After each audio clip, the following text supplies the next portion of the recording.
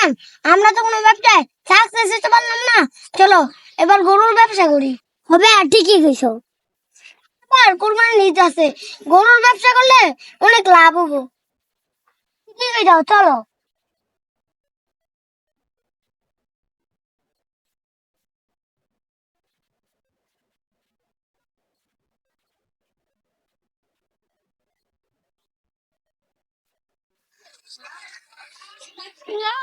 Test বানাইতেছে।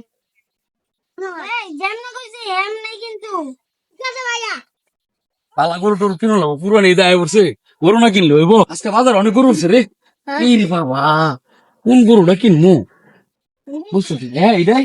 হ্যাঁ, আচ্ছা দেখি দেখি, এইটা দেখ, গরু এডি কিনবে। এইটা তো পছন্দ হয়েছে। জি। আচ্ছা বাতি পছন্দ করো, এটাই কিনলাম। চাচা, ওয়ালাইকুম আসসালাম। চাচা গরু কে আমনে? হ্যাঁ। ও আচ্ছা, কুরবানি লেগে মনে হয় ভালো হইব গরুটা না চাচা? চাচা গরু কি যাচ্ছে? হ্যাঁ, দাঁত হ্যাঁ। কয় দাঁত হয়েছে চাচা? 6 দাঁত। 6 দাঁত। মাশাল্লাহ মাশাল্লাহ, তো পছন্দ হয়েছে রে তো। জি। আচ্ছা ঠিক আছে, তাহলে গরু এটাই নিমু। গরু লেনজার এটা দেখার দরকার আছিল।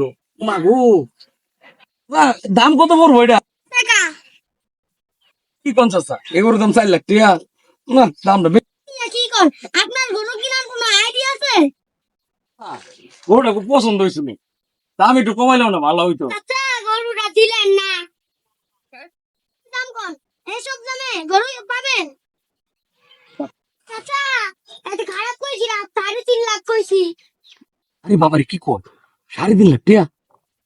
তাহলে আমি 4 লাখ টাকা লইলাই, গরুটা জিততে দাম বোকা, লইলে 3.5 লাখ টাকা। এই চাচা, কি আর করুন যাবো, কুরবানি গরু তো, দাম 4 লাখ টাকা লই নিলাম, দেন রশি দেন।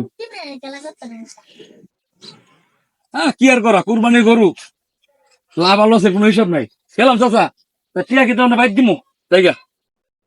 ব্যবসাটা কিরম হয়েছে এবার, হ্যাঁ, এবার ব্যবসা করলে আমি এমনি করবো।